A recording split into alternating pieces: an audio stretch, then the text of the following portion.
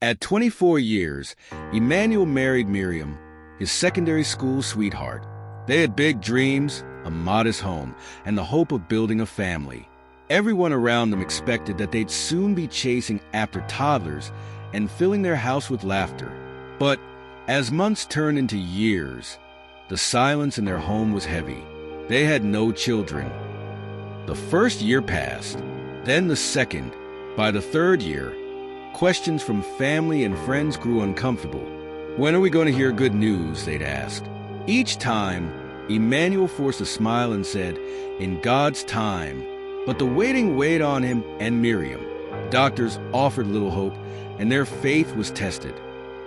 For 9 long years, Emmanuel watched his wife cry herself to sleep.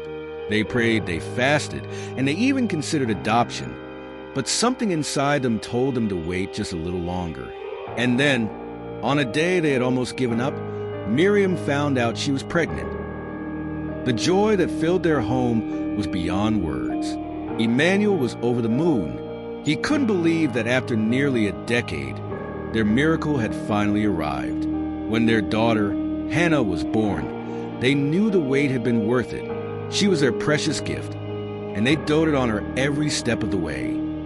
As Hannah grew, Emmanuel and Miriam began talking about a long-forgotten dream. They had once planned to migrate abroad for a better life.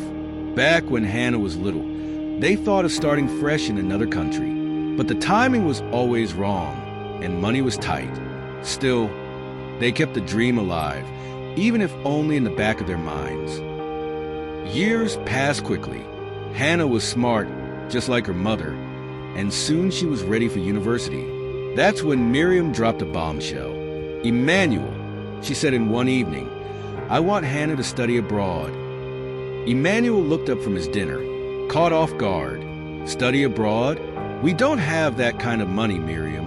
How can we afford that? Miriam's face was calm, but there was a determination in her eyes. We always dreamed of giving her the best life. This is her chance. We couldn't leave back then, but we can give her this opportunity now. Emmanuel felt a knot tighten in his chest. He had worked hard over the years, but they didn't have much saved up. Their small business barely kept them afloat, and sending Hannah abroad would require more money than they had ever seen. But Miriam didn't stop there. I know it's a lot to ask, but think about it. Hannah can get the education we never had. She can have the life we always wanted. Emmanuel was torn. He loved his daughter more than anything, but how could he possibly afford this? They would have to sell their land, empty their savings, and still, it wouldn't be enough. And he has his own dreams of expanding the business and providing a comfortable retirement for himself and Miriam, which would have to be sacrificed. But how could he refuse his wife's one request? Days turned into nights as Emmanuel wrestled with the decision. He barely slept, his mind racing with worry. What if they went broke? What if Hannah didn't succeed? But then he would look at her, young, bright, and full of potential, and he knew what he had to do. I'll do it, he said one night as they sat quietly in their living room. We will send her abroad for studies. Miriam's eyes filled with tears, and she hugged him tightly. She knew what this meant for Emmanuel. They would sell their land, take out loans, and cut back on everything they had planned for the future. His dreams would have to wait.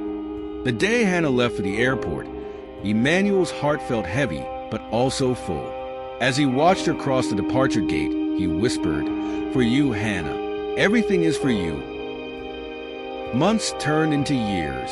Emmanuel worked harder than ever, often doing multiple businesses just to pay the bills and keep sending money for Hannah's education. It was exhausting. Sometimes he regretted his decision. The weight of his sacrifice became unbearable at times. But then Hannah would call home, excitedly telling them about her classes, her new friends, and the experiences she was having. "Dad, I'm doing it. I'm making you proud," she would say. And with every call, Emmanuel's heart swelled with pride. Finally, after years of hard work, Hannah graduated. She returned home, degree in hand, ready to take on the world. "Dad," she said with tears in her eyes, "I couldn't have done this without you." In that moment, Emmanuel knew that all the sacrifices, the sleepless nights, the worries, and the struggles had been worth it. His daughter had become everything he had dreamed she would be. And though he had given up much, he had gained something far more precious.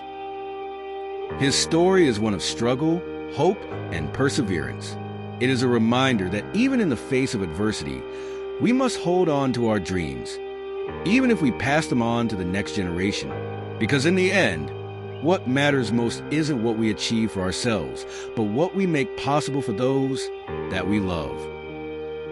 All names used are for illustration purposes. Please like, share, and write your comments on real-life stories like these.